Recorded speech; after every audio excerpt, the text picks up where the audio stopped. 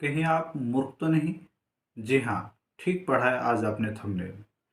मैं आपको बताऊंगा वो 3 आदतें, जो यदि किसी के भी भीतर हैं, तो उसको प्राचीन नीतिकारों ने मूर्ख कहा है। तो ठीक है, आइए जानते हैं वो 3।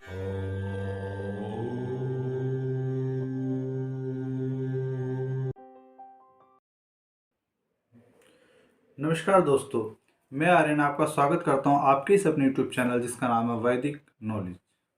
जी हाँ दोस्तों, महाभारत के उद्योग पर्व में महात्मा विदुर ने एक नीति का श्लोक कहा है। वो कहते हैं कि अनाहुताः प्रविशति अपृष्टो बहुभाषते अविश्वस्ते विश्वसिति मूढ़ चेता नराधमः। यानी जिसके अंदर ये 3 आदतें होती हैं, वो कौन सी 3 आदतें मैं बताता हूँ। अनाहुताः प्रविशति, अपृष्टो बहुभाषते अविश्वस्ते विश्वसिति। मतलब क्या है इनका, आइए समझते हैं। तो पहली आदत है अनाहुताः प्रविशति, कि आपको बुलाया नहीं गया है फिर भी आप कहीं चले जाएं, किसी शादी में, किसी पार्टी में, किसी सभा में, या कुछ व्यक्ति ही खड़े हैं और आप उनके बीच में चले जाएं बिना बुलाए। तो यदि आपके भीतर यह आदत है तो ऐसे को महात्मा विदुर जो हैं वो मूर्ख कहते हैं। दूसरी आदत है अपृष्टो बहुभाषते, कि आपको बोलने के लिए कहा नहीं गया है फिर भी आप बहुत अधिक बोलते। मैं जब विद्यालय में पढ़ाता था तो मैं अक्सर बच्चों से कहता था कि बच्चों, जिसको इस प्रश्न का उत्तर पता है केवल वही हाथ उठाएगा। लेकिन जब मैं उससे प्रश्न पूछता तो सब बच्चे कहते जी हम बताएं हम बताएं। यानी बिना कहे यदि आप बोलते हैं तो ये मूर्खों की श्रेणी में आता है। जैसे कि कुछ व्यक्ति आपस में बातचीत कर रहे हैं, आपको पता भी नहीं है और आप चले जाएं और बिना विचारे, बिना सोचे कि वो क्या बात कर रहे हैं, और आप कुछ भी बात करने लग जाएं, उल्टा सीधा कहने लग जाएं। तो ये आदत मूर्खों की है। इसलिए जब तक हमको बोलने के लिए ना कहा जाए तब तक हमको बोलना नहीं चाहिए। और तीसरी और सबसे महत्वपूर्ण, जो अधिकतर सभी व्यक्तियों के अंदर पाई जाती है, वह अविश्वस्ते विश्वसिति, यानी जिनके ऊपर विश्वास नहीं करना चाहिए उनके ऊपर विश्वास करना।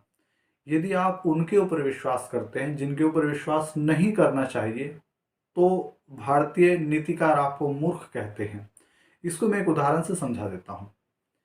जैसे कि 2 व्यक्ति थे, एक का नाम राम था और दूसरे का नाम श्याम था। राम बड़ा सीधा साधा भोला भाला था, जबकि श्याम बड़ा कुटिल था।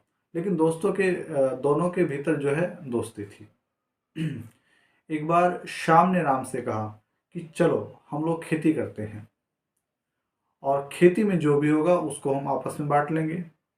राम ने कहा हम किस प्रकार बांटेंगे? तो श्याम बड़ा कुटिल था, उसने कहा नीचे का हिस्सा जो होगा वो मेरा होगा, जमीन से नीचे का, और ऊपर का हिस्सा तुम्हारा होगा। राम ने पूछा भी नहीं कि वो क्या बोएंगे, उसने कहा ठीक है।